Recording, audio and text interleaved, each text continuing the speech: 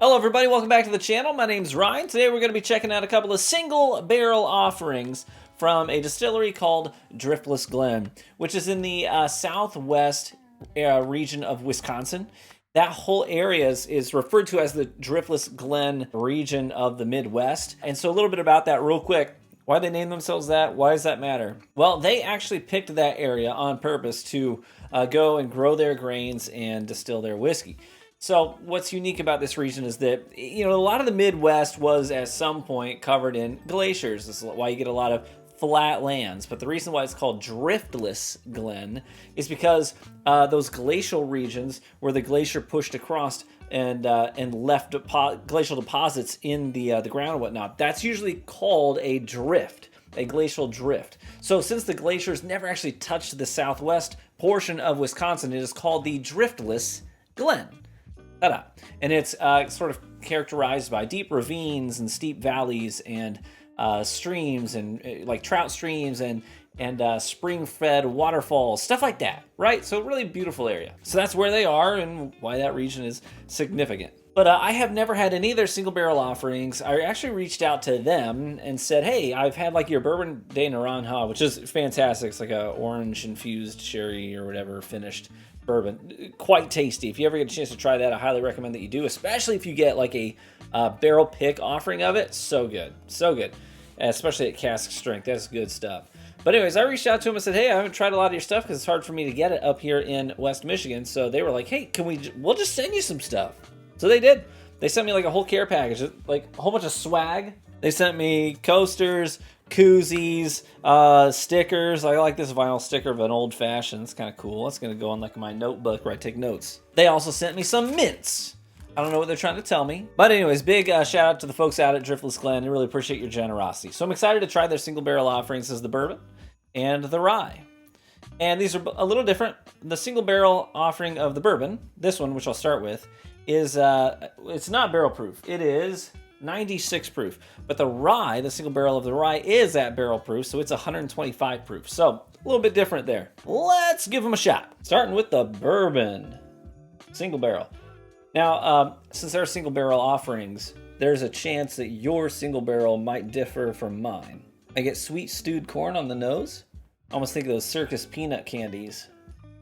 There's also a sort of crisp and fresh sort of a vibe to it. Somewhat fruity too. I think of like an ice wine.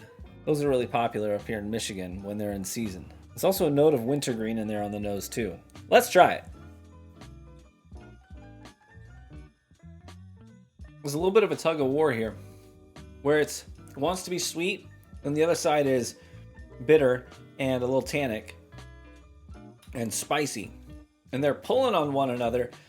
And ideally, you want to end up somewhere in the middle where there's good balance. But I feel like the bitter tannic side, the spice side, kind of outpulls the other. The initial part of the palate, it's over very quickly. But initially, I get almost like a, those butterscotch dum-dums. Think of when I would go with my mom to the bank. She was running errands, had to go to the bank or something. And they'd always send through the tube. They'd send a little lollipop, a little dum-dum sucker, because they knew there was a kid in the car. You're always hoping it would be like cherry or grape or strawberry or something like that. And then you would see a tan wrapper and you were always like, you know what I mean? Am I the only one? You'd see a tan wrapper and you're like, crap, I got like butterscotch again. They were never bad, but just wasn't what you were hoping for. But anyways, neither here nor there. But I get sort of like that butterscotch dum-dum at the beginning of the palate. Then it goes to like sort of an anise vibe, licorice, those like old-timey hard candies. They're almost like sweet and vegetal. I don't know if that makes sense. You know what I mean? Like sweet and vegetal. I think of even Peychaud's bitters. That's what I really think of. I don't know if you've ever had maybe like a Sazerac, cocktail. It uses Peychaud's bitters, or maybe you use Peychaud's bitters in a different kind of a cocktail. But if you've ever had it, it's a New Orleans, used to be a pharmacist way back in the day that made his own bitters, obviously to soften medicinal tonics for people to drink. But anyways, I think of that Peychaud's bitters on the tail end of that palate and into the finish, which is kind of dry, kind of tannic, and over quickly, which is probably due to the lower proof point. That's a pretty stark contrast to their Bourbon de Naranja, which is really sweet and citrusy. If I were to rate that on my scale, the bourbon that is, I think I'd give that a 5.2. Yeah. Yeah, I don't think I would personally buy that bottle for myself. Like I would the Bourbon de Naranja, which I think is exceptional. I think that's I mean, going off the top of my head, I don't remember if I was using my rating scale back when I covered that one on the channel, because that was a while ago. But I think that one would probably be like a 7.2. You know what I mean? But this one, I probably wouldn't buy this one again. But let's move on to the rye. But I wanted to start with the bourbon because it's only, what was it, 96 proof? Yeah, 96 proof. This one is 125 proof. So we're like skyrocketing here on the rye. And again, like I said, you could get some variation bottle to bottle as it varies barrel to barrel. So maybe your barrel tastes better than mine. There's very real chance of that happening. Ooh, I get evergreen, spearmint, saltwater taffy, and mixed berries on the nose on this one. Makes me think of the wild raspberries and blackberries that would grow in the bushes and out in front of my house when I was a kid. I just grab those while I was running around playing with my friends or whatever. Yank them off the bush, pop them in your mouth. Reminds me of that on the nose too. I like that. It's a very inviting nose. Let's try it. Cheers. I should note real quick before I make comments, it's very dark. There's a lot of color imparted from that barrel, which probably has something to do with the proof point as well. But holy cow, that is much more assertive than the bourbon. This is a little like in your face, kind of scrappy. You know, it's got a little attitude, kind of like the Driftless Glen region, your peaks and your valleys. This one starts here, comes over here, and then ends up right back where it started. Kind of brings you full circle. It starts on the, initially that rye spice, a little bit of that spearmint, but also a little bit of that, like those yellow fruits, those apricots, maybe melon. And then it makes a steep right angle, hard turn, straight to like Sweetland, where you get those saltwater taffy notes, like really strong. Yeah, saltwater taffy for sure. And a little bit of that fruity sweetness, but then it comes right back around in the tail end of the palate and into the finish.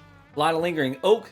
I think of like a dry red wine, which is probably the berries mixing with the tannins of the oak. So it gives the dry and fruity in combination with one another, which kind of creates that dry wine kind of a note on the finish. But yeah, that one's definitely kind of scrappy, a little more assertive. I like it. Rated on my scale, I'll give it a 6.4.